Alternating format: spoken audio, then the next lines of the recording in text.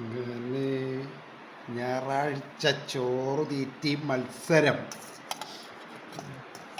മീൻ വാങ്ങാൻ ചന്തയിൽ പോയി മീൻ കിട്ടാത്തതുകൊണ്ട് ചോറും സലാഡ് ഉണ്ടാക്കി. സലാഡും കേട്ടോ കുറച്ചുണ്ട്.